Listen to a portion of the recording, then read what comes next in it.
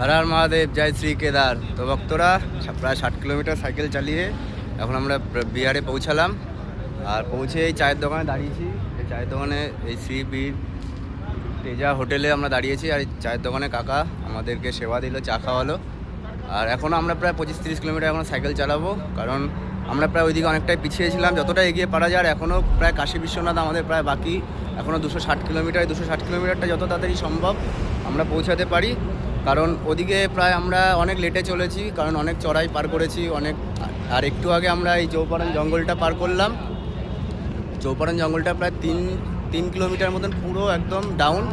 তা সাইকেল নিয়ে আমরা যাই হোক বাদিক চেপে কোনো মতে স্লোভাবে আমরা ঠিক পার করেছি, কোনো অসুবিধা হয়নি। আর জঙ্গলে এখন কোনো রকম কোনো অসুবিধা নেই, তোমরা নিশ্চিন্তে আসতে পারো। কিন্তু দিনে দিনে পার করাটা ভালো, কারণ অনেকটাই ঢাল।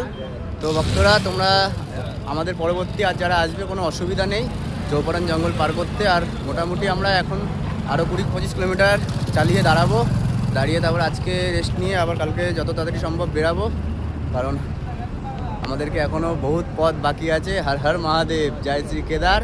তো ভক্তরা, চলো আগে গিয়ে কথা হচ্ছে। এরকমই সাপোর্ট করো আর এরকমই ভালোবাসা দাও।